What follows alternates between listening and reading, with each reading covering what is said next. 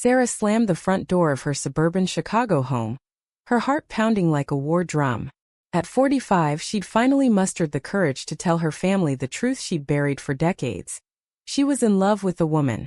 But as her 22-year-old daughter Emily stared at her with eyes wide in shock, the words that tumbled out weren't rejection. They were a confession that shattered Sarah's world. "Mom, I've been hiding the same thing," Emily whispered, tears streaming down her face. In that instant, the living room, once a haven of family photos and cozy evenings, felt like a pressure cooker about to explode. Sarah froze, her mind reeling. She'd spent years in a loveless marriage to Emily's father, Mark, who had passed away 5 years ago from cancer. The grief had masked her secret, but meeting Laura at a support group for widows had ignited something real, something she'd denied since her teenage years in a conservative Midwest town. Laura, a 43-year-old teacher with a sharp wit and gentle smile, had become her anchor. They'd kept their relationship hidden, sneaking moments in coffee shops and late-night walks, but Sarah couldn't live the lie anymore. She had planned this reveal carefully, expecting anger from her elderly parents or confusion from Emily, but not this mirror image of her own pain. Emily paced the room, her hands trembling. A recent college graduate studying psychology, she'd always been the outspoken one, challenging norms at family dinners. But her own secret had weighed her down. A budding romance with her roommate Jamie, that she'd dismissed as just friendship to avoid the fallout. Now, with her mother's revelation hanging in the air, Emily felt a surge of relief mixed with terror. "How long, Mom?" she asked, her voice cracking. Sarah hesitated, then spilled it all. The stolen kisses, the guilt-ridden nights, the fear of losing her daughter.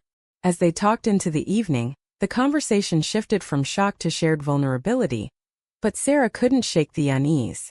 What if this bonded them too closely, only to invite external storms?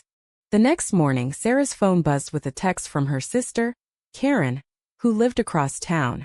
"Family dinner tonight? Mom and Dad want to see everyone." Sarah's stomach twisted. Her parents, devout Catholics in their 70s, had raised her with strict values. Marriage was sacred, family was everything. Coming out to them seemed impossible, but Emily urged her forward. "We can do this together," Emily said over breakfast, her eyes fierce with determination. Sarah nodded, but doubt gnawed at her. Was she ready to risk their disapproval? The potential rift that could tear the family apart? That evening, the Thompsons gathered at her parents' house, the aroma of roast chicken filling the air. Sarah's heart raced as she sat across from her father, a retired factory worker with a no-nonsense demeanor, and her mother, a homemaker who quoted Bible verses like Proverbs. Karen, ever the peacemaker, chatted about work, but Sarah felt the weight of unspoken words. Midway through dinner, she cleared her throat. "I have something to tell you all." The room fell silent. "I'm gay. I've been seeing someone. A woman named Laura." Her father's fork clattered to the plate. "What?" he barked, his face reddening. Her mother gasped, clutching her necklace. Karen looked stunned, but Emily jumped in. "And I'm gay too. We've both been hiding it." The confession hung like a bomb. Sarah's father stood abruptly, his chair scraping the floor. "This is nonsense. You're confused, both of you."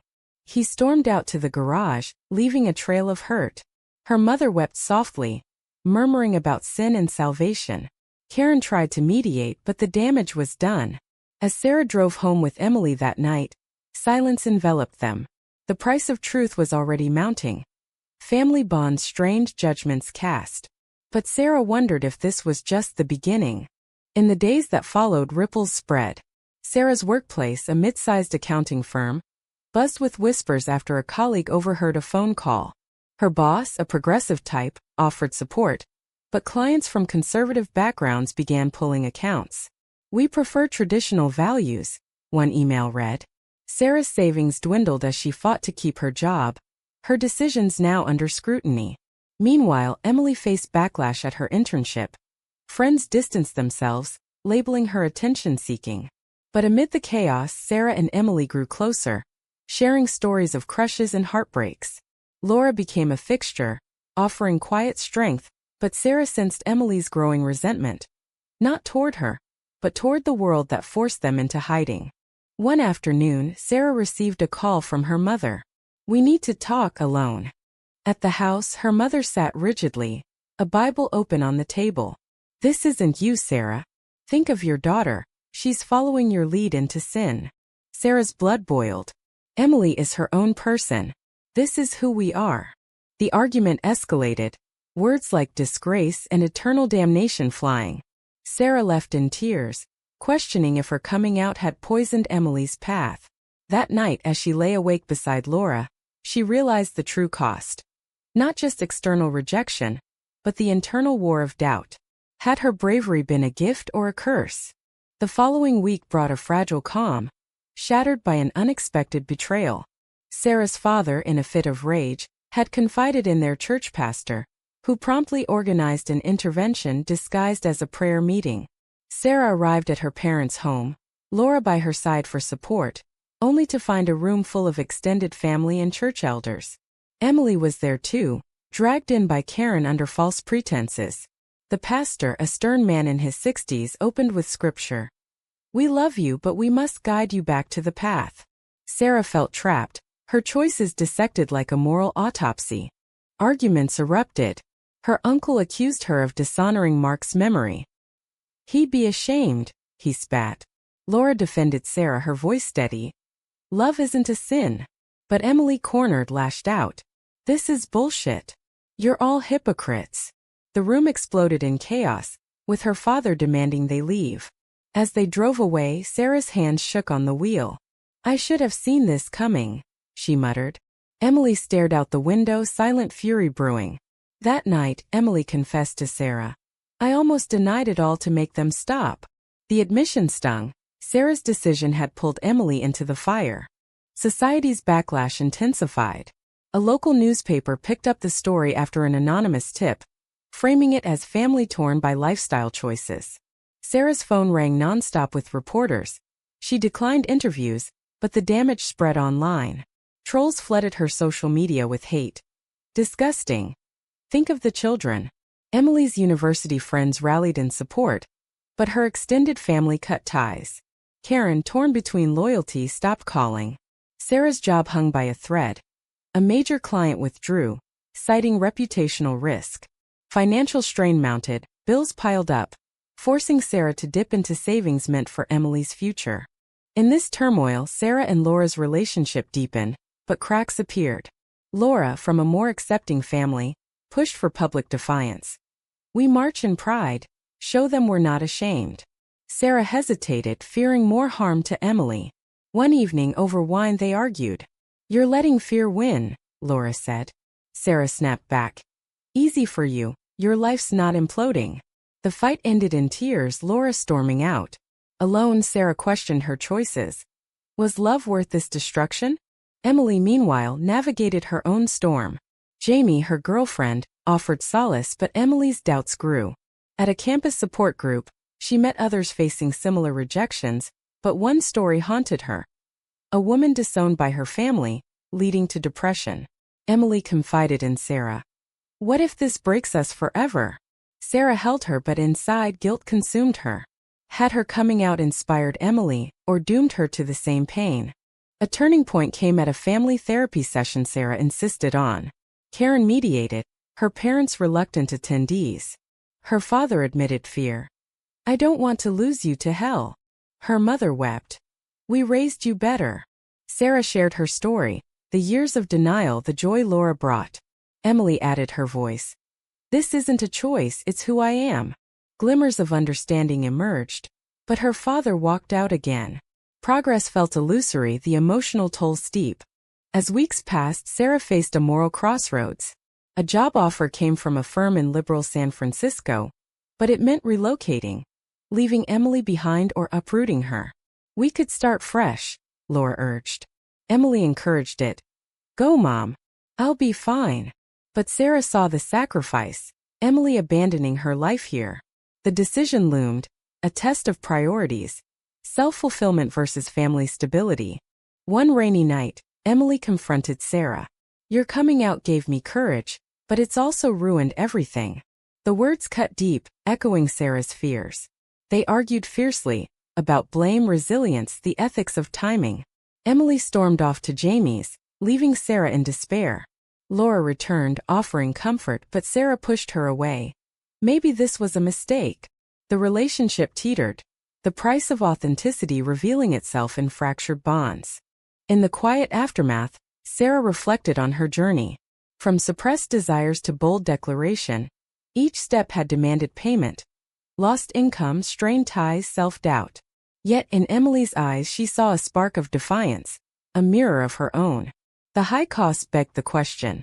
Was truth liberation or a Pandora's box? Months dragged on, the initial shockwaves evolving into a grinding war of attrition. Sarah accepted the San Francisco job, a leap of faith that promised acceptance but demanded separation. Packing boxes in the Chicago home felt like burying the past. Photos of Mark, Emily's childhood drawings, relics of a life built on facades. Laura moved with her, their relationship a fragile lifeline amid the upheaval. But Emily chose to stay, finishing her degree and building her life with Jamie. "I'll visit," she promised, but Sarah sensed the growing distance, a subtle rift born of resentment. The move brought relief. San Francisco's vibrant community embraced them. Sarah thrived at work, no whispers or lost clients. Laura introduced her to friends, couples who'd overcome similar battles. Yet homesickness gnawed. Calls with Emily grew shorter, laced with unspoken accusations. "How's the perfect life?" Emily once quipped, her tone biting. Sarah defended. "It's not perfect. I miss you." But Emily's responses hinted at deeper wounds. "You left when things got hard." Back in Chicago, Emily faced isolation. Her grandparents softened slightly, inviting her for holidays without mentioning Sarah, but the conditional love stung. Karen tried bridging gaps, but Emily felt like a pawn. At work, promotions eluded her. Subtle discrimination masked as fit issues. Jamie supported her, but arguments flared. Emily's anger spilling over. "Why did Mom have to drag us into this?" she'd vent. Jamie countered. "She gave you permission to be yourself." The tension tested their bond, Emily questioning if love was worth the fight. A crisis hit when Sarah's father suffered a heart attack. Rushing back to Chicago, Sarah found the hospital room tense. Her mother allowed her in, but her father turned away. "Not now." Emily arrived, hugging Sarah tightly but whispered, "This is because of the stress you caused." The accusation landed like a punch. Doctors stabilized him, but the incident forced confrontations. In the waiting room, Sarah pleaded with her mother, "Let me be part of this family." Tears flowed. "You've chosen your path." Karen intervened. "We're all hurting." But the divide persisted, Sarah returning to California with a heavier heart. Emily's awakening came gradually. Attending a LGBTQ+ rally, she spoke publicly for the first time, sharing her story. Applause followed, but so did hate mail. One letter from a cousin, "You're betraying our values." It mirrored Sarah's experiences, fostering empathy. Calling her mother, Emily admitted, "I get it now, the constant battle." Sarah wept. "I never wanted this for you." The conversation mended some wounds, but trust rebuilt slowly. Laura, sensing Sarah's turmoil, proposed marriage. "Let's commit, show the world." Sarah hesitated, the ethical dilemma loomed. Marrying Laura meant finality, potentially severing family ties forever. "What about Emily?" she agonized. Laura pressed. "She's adult. Live for us." The decision weighed, a moral tightrope. Personal happiness versus familial duty. Betrayal struck again when Karen, under pressure, revealed Sarah's new address to church members. Protesters appeared at her San Francisco home, signs blaring "Repent." Police dispersed them, but fear lingered. Sarah confronted Karen. "Why?" Karen sobbed. "I thought it would help." The act severed their sisterly bond, Sarah blocking her number. Emily, furious, cut Karen off too. "You've chosen sides." In this vortex, Sarah's mental health frayed. Therapy sessions uncovered layers of guilt. Had she timed her coming out selfishly? Emily, in parallel sessions, grappled with anger. Was her mother's bravery inspirational or reckless? Their parallel journeys converged in a joint call, tears and truths flowing. "I love you, but it hurts," Emily said. Sarah replied. The pain is the price of freedom. As high noon approached, Sarah faced an ultimatum from her parents. Renounce her lifestyle or be disowned. The letter arrived like a death knell. Emily urged defiance. Don't give in. But Sarah wavered, the cost mounting. Lost heritage, Emily's divided loyalties. In a pivotal moment, she drafted a response. I choose love.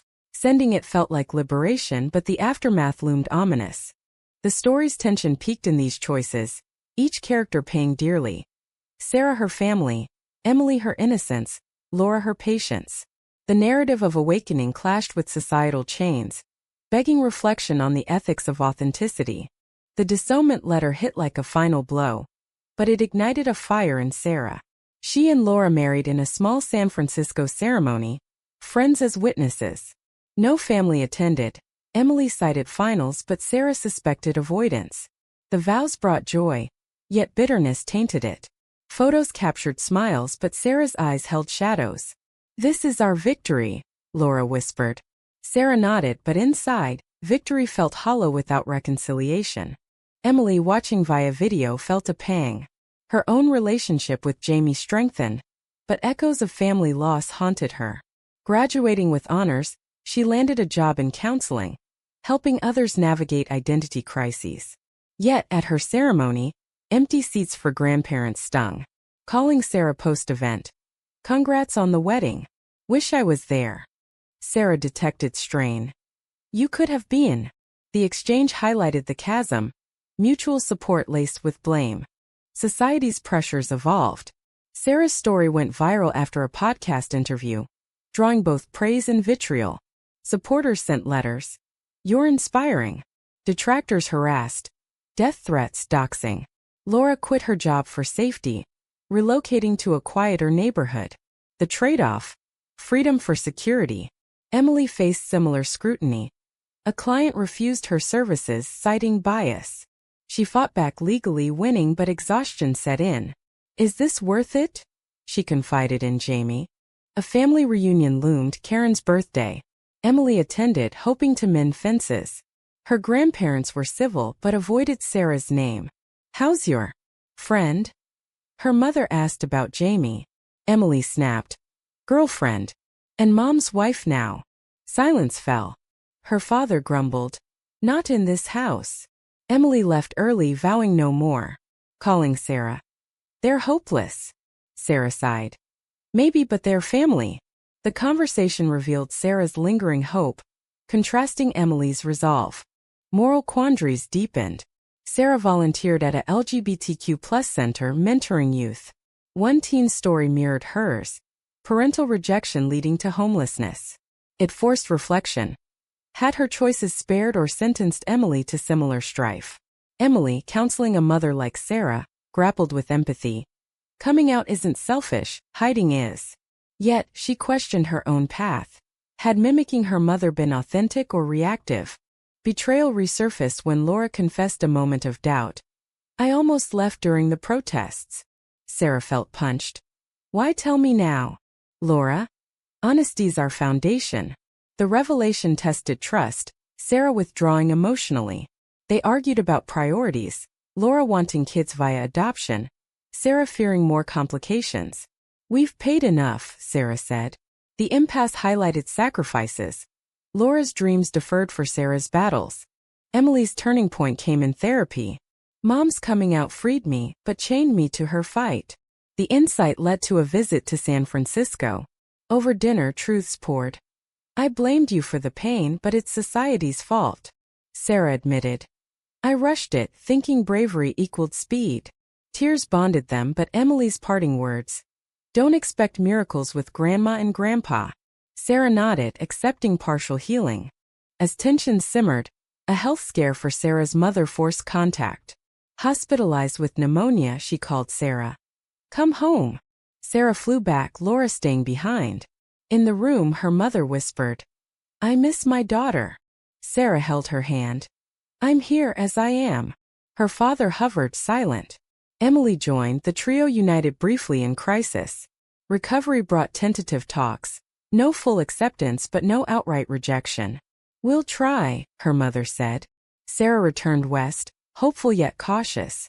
The narrative's crescendo built through these reckonings, each decision exacting a toll. Eroded trust, deferred dreams, fragile mends.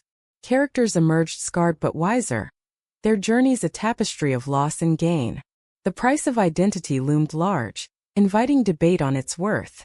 Years blended into a tentative new normal, the scars of conflict fading but never vanishing. Sarah and Laura built a life in San Francisco, adopting a rescue dog as a stand-in for the family they shelved. Sarah rose in her career, advocating for LGBTQ+ rights at conferences. Yet, holidays brought loneliness. Calls to Chicago ended awkwardly, her parents' acceptance superficial. "We love you," they'd say, but invitations excluded Laura. Sarah paid the price in quiet grief, her boldness a double-edged sword. Emily thrived in Chicago, marrying Jamie in a grand ceremony. Sarah attended, beaming, but tensions surfaced when her grandparents declined. "Their loss," Emily said, but tears betrayed hurt. Professionally, Emily published a book on family dynamics in queer households, drawing from their saga. It garnered acclaim but also backlash. Reviewers accused her of exploiting pain. "Truth hurts," she defended. Yet, privately, she questioned. Had her mother's path paved hers or burdened it? A final confrontation brewed at a family gathering, her father's 75th birthday. Sarah flew in, Laura by her side for the first time. The backyard barbecue tensed as introductions happened. Her father shook Laura's hand stiffly. "Welcome." Conversation flowed haltingly. Bible verses avoided. But midway, an uncle provoked. "So when's the conversion back?" Emily exploded. "Enough." Sarah calmed her. "We've paid our dues." The night ended in uneasy truce. No hugs but no storms. In reflection, Sarah pondered the ethics. Her coming out had sparked Emily's, but at what cost? Financial ruin averted only by relocation. Emotional bonds mended piecemeal. Laura's patience tested, nearly breaking them. Emily's resilience forged in fire, but innocence lost. Society's evolution helped. Laws protected, attitudes shifted, but personal tolls endured. The story closed on a poignant note. Sarah and Emily walking a Chicago park, reminiscing. "Regrets?" Emily asked. Sarah smiled. "Some, but I choose truth again." Emily nodded. "Me too." Yet the undercurrent of sacrifice lingered. A reminder of choice's gravity was coming out despite the profound personal and familial costs. Ultimately the right decision for Sarah and Emily, or did the ensuing pain outweigh the liberation it promised?